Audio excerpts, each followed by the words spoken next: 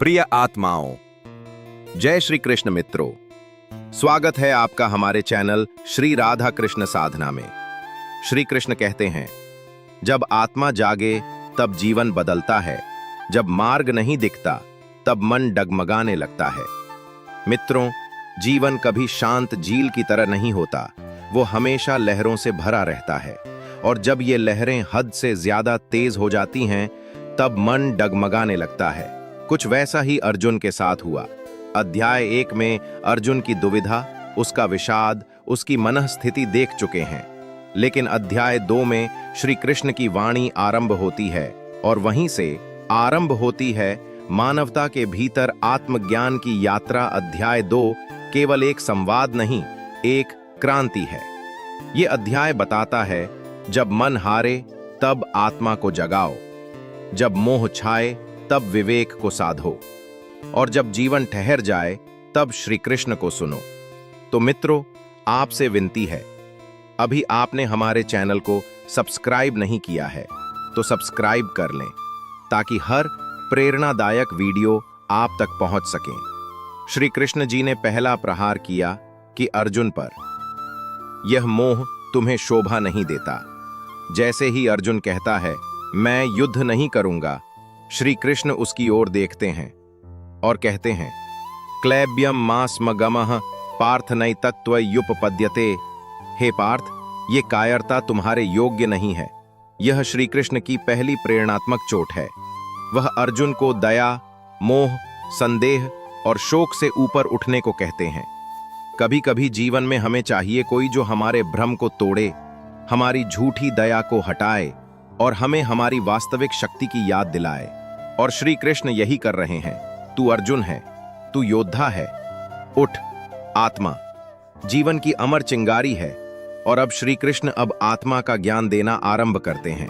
वे कहते हैं, न जायते म्रियते वा कदाचित। आत्मा न जन्म लेती है, न मरती है। मित्रों, हम सब जीवन में बहुत बार डरते हैं, मृत्यु से, हानि से, अपमान से, बिछड़ने से। लेकिन श्री कृष्ण कहते हैं, तू शरीर नहीं, आत्मा है। तू वो चेतना है जो अविनाशी है। और जब ये समझ आ जाए तो न कोई डरा सकता है, न कोई रोक सकता है। जो मारा नहीं जा सकता, उसके लिए क्यों रोना?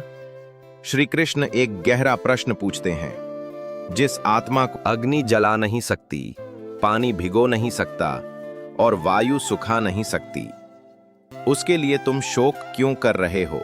यह केवल अर्जुन के लिए नहीं, यह हर उस व्यक्ति के लिए है जो जीवन की हानि से टूटा हुआ है। जब कोई प्रियजन चला जाता है, जब कोई सपना टूट जाता है, जब कोई रिश्ता बिखरता है, हम सोचते हैं सब खत्म हो गया। लेकिन श्री कृष्ण कहते हैं, कुछ भी खत्म नहीं होता, केवल रूप बदलता है। जीवन चलता है, आत्मा अमर है। तो रो मत, चलो आगे बढ़ो, कर्म करो, फल की चिंता मत करो। अब श्री कृष्ण वो वाक्य कहते हैं जो पूरे गीता का केंद्र है। कर्मण्यवाधिका रस्तेमा फलेषु कदाचन। तेरा अधिकार केवल कर्म पर है, फल पर नहीं। यह मंत्र जीवन के हर क्षेत्र में लागू होता है, पढ़ाई में, व्यापार में, सेवा में, संबंधों में। जब तुम फल की चिंता छोड़ते हो, तब तुम तनाव से मुक्त होते हो। जब तुम केवल कर्म करते हो, तब तुम आनंद से भरते हो। श्री कृष्ण कहते हैं, फल की अपेक्षा तुझे बांधती है, कर्म तुझे मुक्त करता है। समत्व योग है कि तुम सुख दुख में सम रहो। श्री कृष्ण कहते हैं, सुख दुख, लाभ हानि, जय पराजय, इन सब में सम रहने वाला ही योगी है। क्या यह आसान है? नहीं, लेकिन यही सच्चा मार्ग है। जीवन हर दिन एक जैसा नहीं होता। कभी सफलता मिलेगी, कभी असफलता, कभी सराहना मिलेगी, कभी आसत, कभी आलोचना। लेकिन अगर तुम इन सब से न डगमगाओ, अगर तुम भीतर स्थिर रहो, तो तुम योगी हो, तुम अर्जुन हो, तुम विजेता हो। यही है समत्व योग। जहां भीतर तू शांत है, चाहे बाहर तूफान हो। यहां श्री कृष्ण अर्जुन को जीवन का मार्ग, आत्मा का स्वरूप और कर्म का गूढ़ रहस्य समझा रहे हैं। युद्ध केवल बाहरी नहीं, भीतरी भी है। श्री कृष्ण कहते हैं, हे अर्जुन, जो युद्ध तेरे स्वधर्म के अनुसार है वह तुझे कर्तव्य रूप में करना ही चाहिए। मित्रों, ये केवल कुरुक्षेत्र की बात नहीं, हर व्यक्ति का जीवन एक युद्ध भूमि है। कोई दुख से लड़ रहा है, कोई रोग से, कोई रिश्तों की उलझनों से, कोई खुद के ही मन से। इस युद्ध में जीतना है तो भीतर के अर्जुन को खड़ा करना होगा और भीतर के श्री कृष्ण को सुनना होगा। श्री कृष्ण कहते हैं, डरो मत, लड़ो, ये युद्ध तुम्हारे लिए बना है। स्थित प्रज्ञ, वो जो स्थित रहता है। श्री कृष्ण अर्जुन से कहते हैं, स्थित प्रज्ञ वह है जो सुख दुख, लाभ हानि, सम्मान अपमान में समान रहता है। मित्रों, कितनी बार हमारा मन थोड़ी सी आलोचना से बिखर जाता है, थोड़ी सी असफलता से आत्मविश्वास डगमगाने लगता है। श्री कृष्ण प्रेरित करते हैं, स्थिर हो जाओ, मन को बाहर से हटाकर भीतर टिकाओ, अंतर में जाओ। वहीं तुम्हारा असली बल है। जिसका मन संतुलित है वही सच्चा ज्ञानी है, वही सच्चा योद्धा है। सुख और दुख दोनों से ऊपर उठो। श्री कृष्ण कहते हैं, हे पार्थ, सुख दुख क्षणिक हैं, आकर चले जाते हैं, तू उनसे प्रभावित मत हो। क्या ये नहीं होता हमारे साथ? थोड़ी सी परेशानी आई नहीं कि हम टूट जाते हैं, थोड़ी सी सफलता मिली नहीं कि अहंकार भर जाता है। लेकिन श्री कृष्ण कहते हैं, इन दोनों को समान समझो। ये परीक्षा है, जीवन की स्थायित्व की कसौटी। यदि तुम दुख से न डरो और सुख में न डूबो तो तुम आत्मा की सीढ़ी पर चढ़ रहे हो। यही श्री कृष्ण की शिक्षा है। सुख दुख की लहरों पर न तैरो, बल्कि उन्हें पार करो। ज्ञान और कर्म दोनों का समन्वय हो। श्री कृष्ण अब एक महत्वपूर्ण संतुलन बताते हैं। ज्ञान योग श्रेष्ठ है, लेकिन ज्ञान के बिना कर्म नहीं होता, कर्म के बिना ज्ञान निष्क्रिय है। यह जीवन का मूल मंत्र है। केवल सोचने से कुछ नहीं होता, केवल जानने से कुछ नहीं बदलता।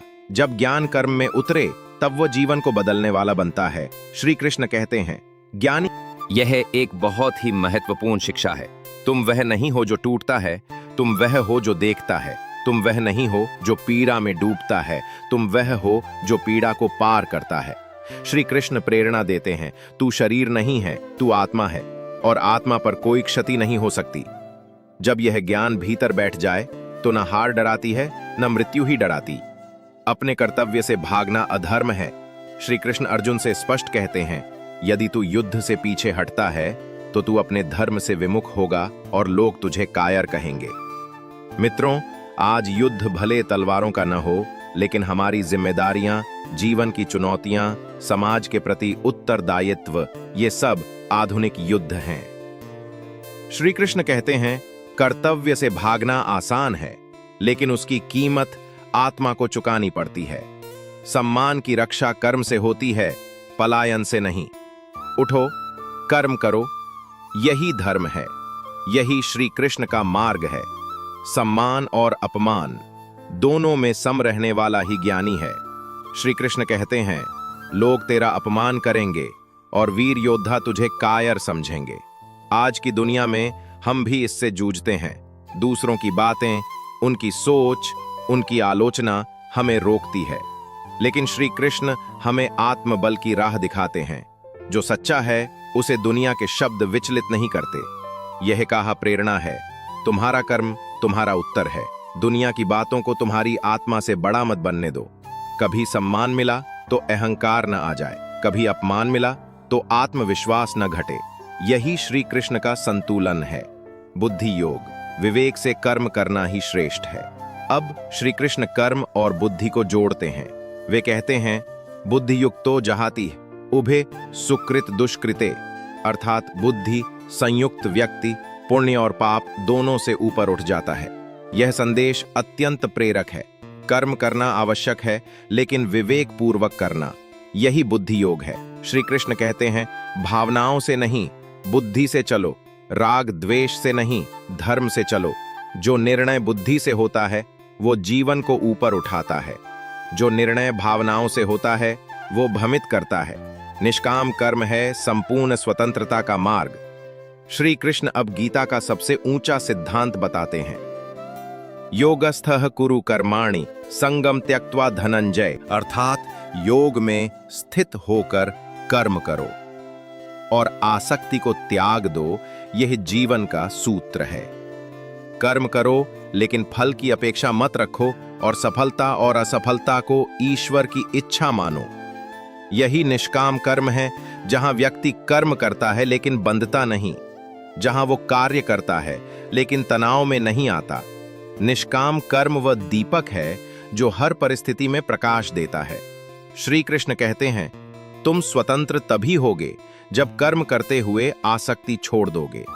आत्मा का अमर स्वरूप है, कर्तव्य की ताकत है, आत्मबल और विवेक क्या है, समाज की सोच से ऊपर उठने की प्रेरणा और निष्काम कर्म का रहस्य श्री कृष्ण की वाणी के साथ। यह यात्रा अद्भुत चल रही है, जहां श्री कृष्ण अर्जुन और समस्त मानवता को ज्ञान, विवेक और कर्म के मर्म का सबसे प्रखर प्रकाश दिखाते हैं। श्री कृष्ण जी कहते हैं, जो असत्य है उसका कोई अस्तित्व नहीं। श्री कृष्ण कहते हैं, नास्तो विद्यते भावो ना भावो विद्यते सतः, अर्थात असत्य का कोई अस्तित्व नहीं होता और सत्य कभी नष्ट नहीं होता। मित्रों, जीवन में हम जिन बातों से डरते हैं, अपमान, असफलता, आलोचना, मृत्यु, ये सब असत्य हैं, क्योंकि ये क्षणिक हैं, बदलने वाले हैं। श्री कृष्ण हमें इस अद्भुत सत्य से परिचित कराते हैं, जो चिरस्थायी है वह आत्मा है, जो आत्मा बदलता है वह संसार है। जी आत्मा है से हमें प्रेरणा मिलती है। सत्य को पकड़ो, असत्य को छोड़ो, आत्मा को जानो, शरीर की व्यर्थ चिंता को त्यागो। आत्मा वह जो संपूर्ण शरीर में व्याप्त है।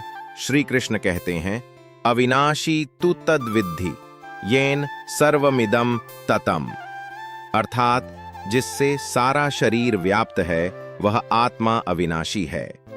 यहां श्री कृष्ण आत्मा को सर्वत्र व्याप्त चेतना के रूप में बताते हैं। यह केवल दर्शन नहीं, यह प्रेरणा है। तू अकेला नहीं है, तू वही चेतना है जो हर जगह है। तू सीमित शरीर नहीं, असीम ऊर्जा है। जब कोई तुम्हें तोड़ने की कोशिश करे तो श्री कृष्ण की यह बात याद रखना, तू वह है जिसे कोई तोड़ नहीं सकता। जब आत्मा को जान लिया तब भय मिट गया। अपने स्वभाव अनुसार कर्म करना ही श्रेष्ठ है। अब श्री कृष्ण अर्जुन से कहते हैं, स्वधर्मे निधनम श्रेयः परधर्मो भयावह, अपने धर्म कर्तव्य में मर जाना भी श्रेष्ठ है, पर दूसरों का धर्म अपनाना खतरनाक है। मित्रों, आज हम बार बार दूसरों की राह पर चलते हैं। दूसरे क्या कर रहे हैं, कौन कितना सफल है, कौन क्या कहेगा, लेकिन श्री कृष्ण चेताते हैं, तुम्हारा धर्म वह है जो तुम्हारी आत्मा कहे, न कि समाज। इससे हमें प्रेरणा मिलती है कि अपने जीवन की राह खुद पहचानो, अन्यथा तुम स्वयं को खो बैठोगे। बुद्धि का योग भावनाओं से नहीं, विवेक से निर्णय लो। श्री कृष्ण स्पष्ट कहते हैं, बुद्धि युक्तो जहातीह उभय सुकृत दुष्कृते। बुद्धि युक्त कर्म करने वाला व्यक्ति पाप और पुण्य दोनों से ऊपर उठ जाता है। इसका अर्थ यह है, असली योग वही है जो बुद्धि और कर्म का मेल हो, न केवल भावनाओं से बहना, न केवल संकल्प में उलझना, बल्कि स्थिर बुद्धि से निर्णय लेकर निष्काम कर्म करना। यही श्रेष्ठ मार्ग है। श्री कृष्ण हमें शिक्षित करते हैं कि जब तुम क्रोध, मोह, लालच से ऊपर उठते हो, तब तुम्हारा कर्म ही पूजा बन जाता है। स्थितप्रज्ञ पुरुष ज्ञान और शांति का स्वरूप। अब श्री कृष्ण स्थितप्रज्ञ व्यक्ति की परिभाषा देते हैं, दुखेष्वनुद्विग्न मना सुखेषु विगत स्पृहः। जो व्यक्ति दुख में विचलित नहीं होता और सुख में आसक्त नहीं होता, वही स्थित प्रज्ञ है। मित्रों, यह आज के जीवन का सबसे बड़ा लक्ष्य होना चाहिए। भीतर से स्थिर रहना, चाहे कोई कितना भी बुरा कहे, चाहे हालात विपरीत हों, चाहे दुनिया से कुछ न मिले। अगर तुम भीतर से शांत, स्थिर और संतुलित हो तो तुम श्री कृष्ण के बताए पथ पर चल रहे हो। यह प्रेरणा श्री कृष्ण की शक्ति है। विचलित न हो, बस अपने केंद्र में स्थिर हो जा, वहीं परम सत्य है। असत्य और सत्य का भेद जानो और आत्मा की असीमता को पहचानो। अपने धर्म में स्थित रहना सीखो। बुद्धि योग और स्थित प्रज्ञ अवस्था को समझो। तो मित्रों, वीडियो को अंत तक देखने के लिए आपका दिल से धन्यवाद। आपको हमारा प्रयास कैसा लगा, कमेंट में जरूर बताएं और लाइक, कमेंट, शेयर करना ना भूलें। जय श्री राधे कृष्ण।